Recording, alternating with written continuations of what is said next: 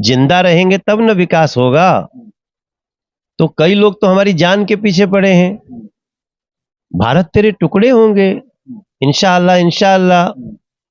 अफजल हम शर्मिंदा हैं, तेरे कातिल जिंदा हैं, यही सब नारा लगाते हैं वो। भारत की सेना को मतलब सुन के आप अजीब लगता है ना कि बलात्कारी कहते हैं। कांग्रेस ने अपने पैर में कुल्हाड़ी मार ली और आम आदमी पार्टी, वो कुल्हाड़ी आ रही थी तो उसी में गर्दन डाल दिया उसने।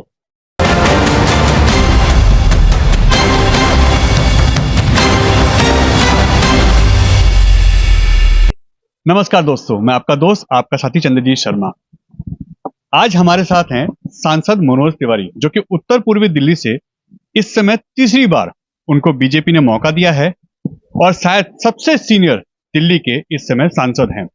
जिम्मेदारियां बहुत बढ़ गई हैं, मगर हम बात करते हैं इनके सामने जो टक्कर देने उतरे हैं कन्हैया कुमार की। कन्हैया कुमार को लेके काफी कुछ कहा जा रहा है और आज ही सांसद मनोज तिवारी ने उनके एक साथी, उनके साथ बिहार से ही आने वाले मनीष कश्यप, जो एक यूट्यूबर हैं, उनको भी ज्वाइन कराया है। रिप्लाई ऐसा आ रहा है सूत्रों के हवाले से कि कहा जा रहा है कि डर गए हैं इसीलिए मनीष कश्यप को लाए हैं। कितनी सच्चाई है, बात करते हैं।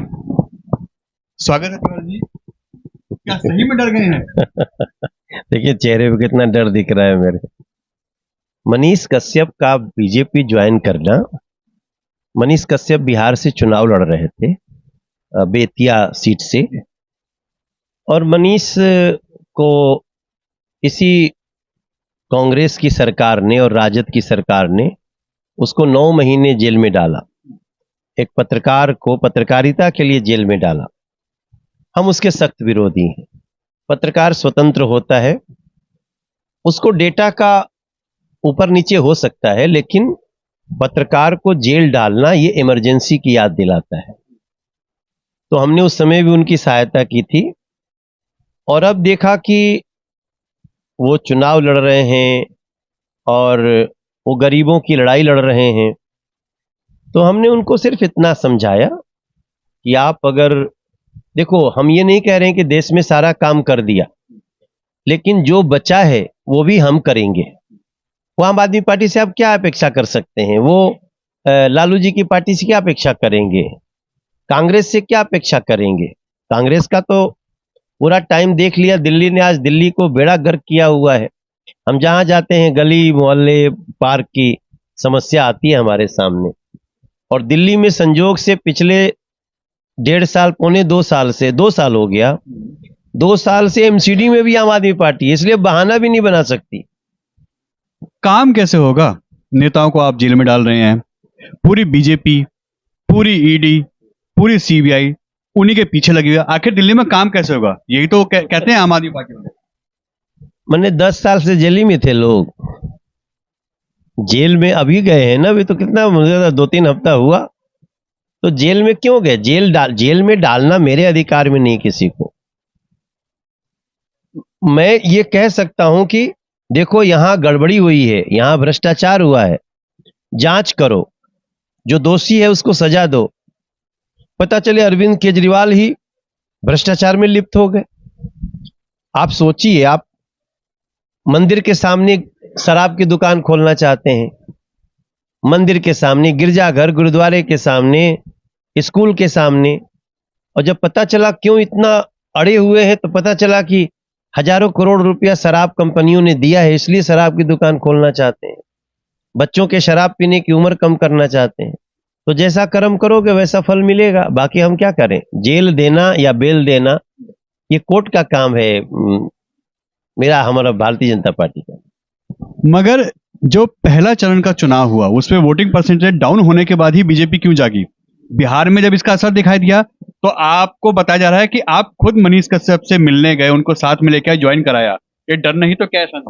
नहीं, मनीष को तो हम बहुत पहले से, जब जेल में थे तब भी हम उनको मिलने गए थे, और जब वो निकल के आए, हम तो हर राष्ट्रवादी को जो इस देश का सम्मान चाहता है, भाई हम आप जिंदा रहेंगे तब न विकास होगा। तो कई लोग तो हमारी जान के पीछे पड़े हैं।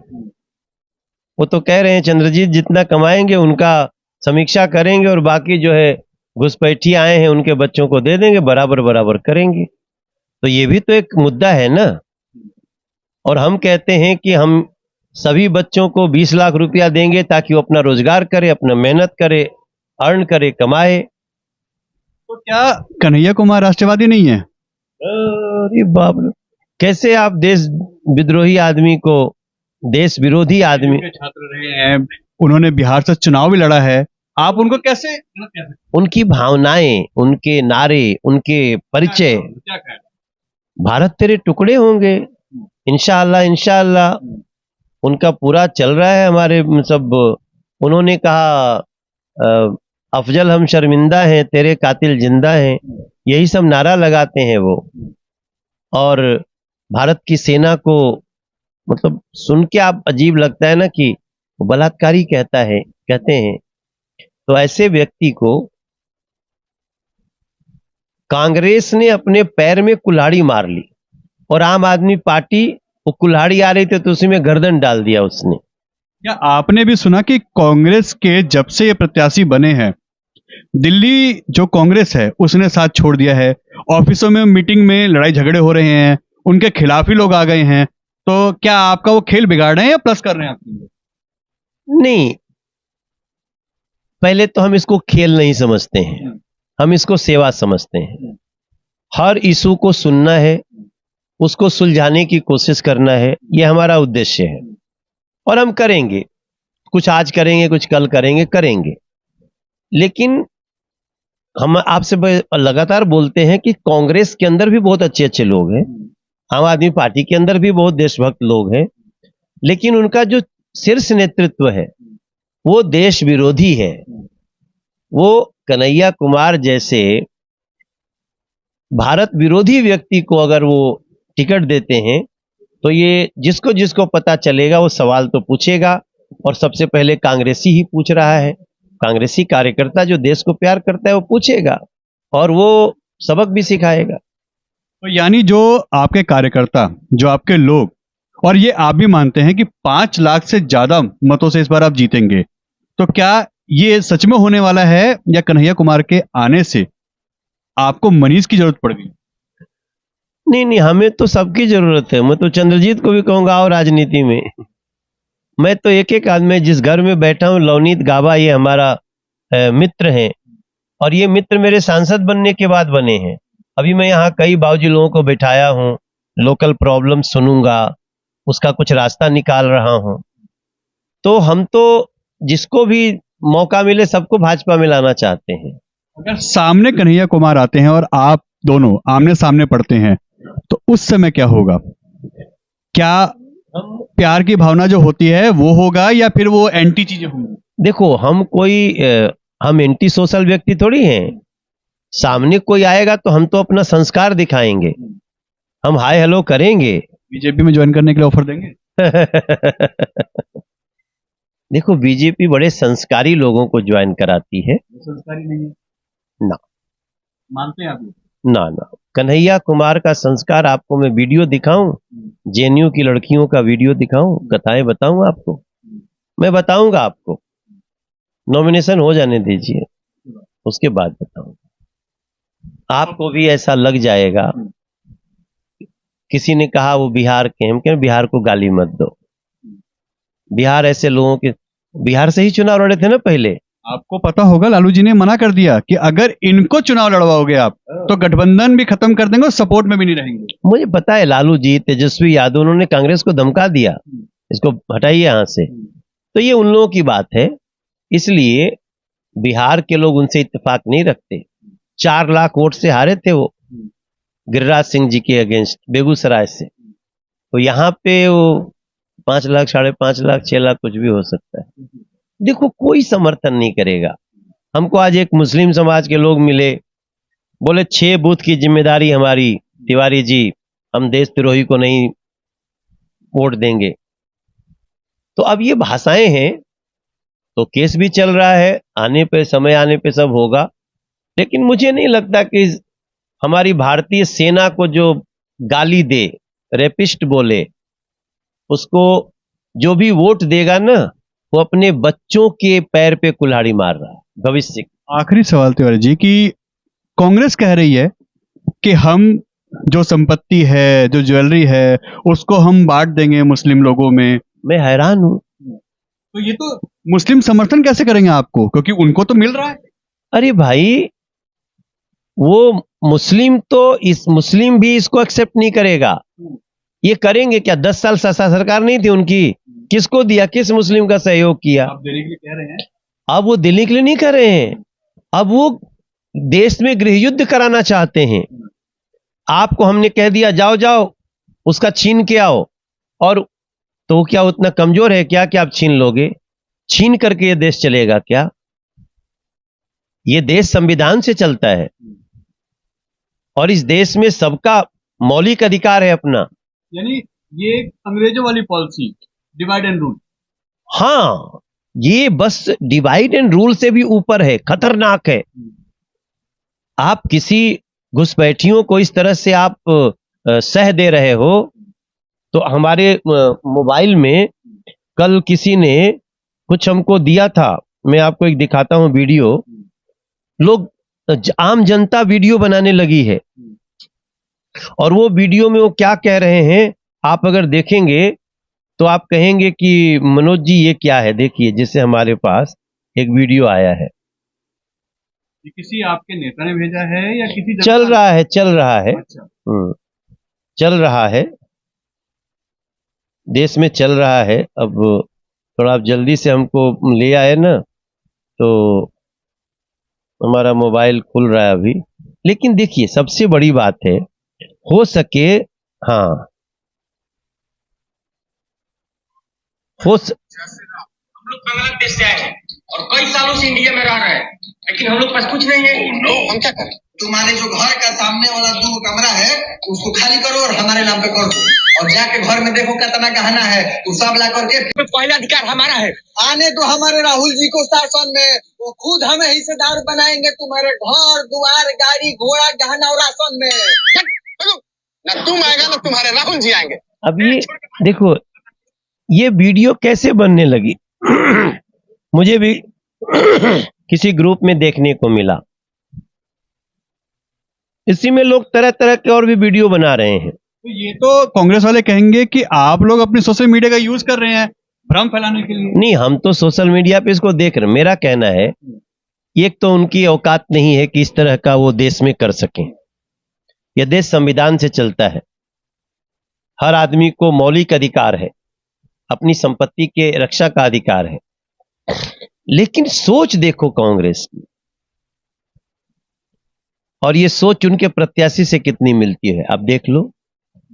मतलब मूल भावना यही है कि भारत तेरे टुकड़े होंगे, हम लड़ा देंगे, बढ़ा देंगे।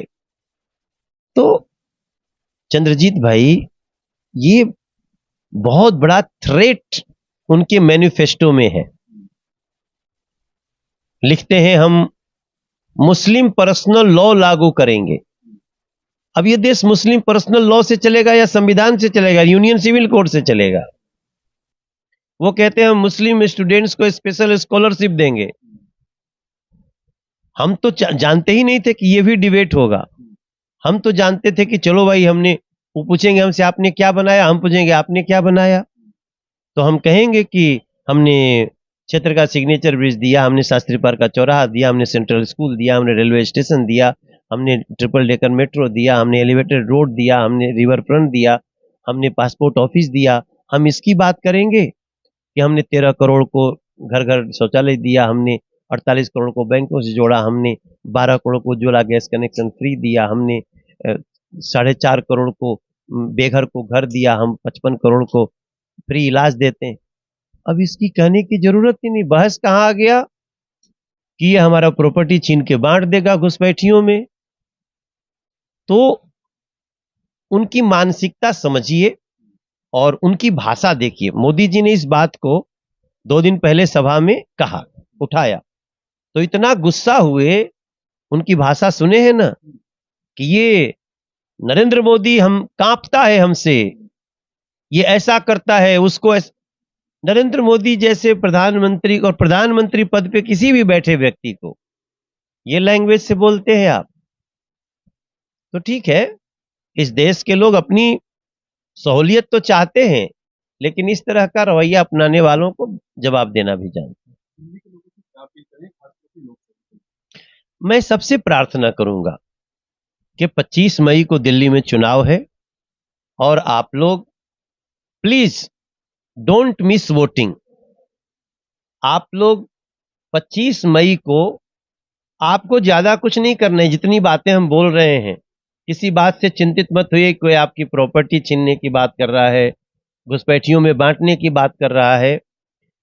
हमने दिल्ली के लिए बहुत कुछ किया है। हमने द्वारका एक्सप्रेस बनाया, हमने धौला कुआं का रोड बनाया, हमने NH-24 बनाया, हम 1.5 लाख ट्रकों को शहर से बाहर कर दिए। हाँ, थोड़ा सा गली और पानी में हमारे ऊपर तोप मत डालिएगा, क्योंकि वो एक लोकल गवर्नमेंट का मामला है। फिर भी हम आपको विश्वास दिलाते हैं कि अगले 5 साल में अब हम उसमें जाएंगे और उस पार्क की व्यवस्था हो, गली की व्यवस्था, उसको हम ठीक करेंगे। लेकिन आप नरेंद्र मोदी जी को फिर से प्रधानमंत्री बनाने के लिए कमल का बटन दबाइए और वोट मिस मत करिए। ऐसा न हो कि आपके मन में शिकायतें बहुत हैं और आपने वोट नहीं दिया और दूसरा वाला कामयाब हो जाए। ऐसा सावधान रहना है। कमल का बटन दबाइए, इस देश के भविष्य को सुरक्षित रखिए। तो ये थे हमारे साथ सांसद मनोज तिवारी, जो अपने सामने जो कैंडिडेट हैं उनकी भी रिस्पेक्ट करते हैं। हालांकि उस पर सवाल जरूर उठे हैं, उनकी भाषा, उनकी शैली, उनकी सोच और जिस पार्टी से आते हैं उस पार्टी की सोच, इन सब पे सवाल निशान खड़े किए गए हैं। और जिस तरीके से जवाब देने की बात कर रहे हैं कि जनता नहीं क्या उनको सपोर्ट करेगी और जनता उनको जवाब देगी, तो ये आने वाला 25 मई को इलेक्शन बताएगा कि किस तरीके की वोटिंग हुई है, कितना इनका मार्जिन होगा जीतने का, और दिल्ली में क्या 7 सीटें फिर से बीजेपी जीतेगी। N Bharat TV, Delhi.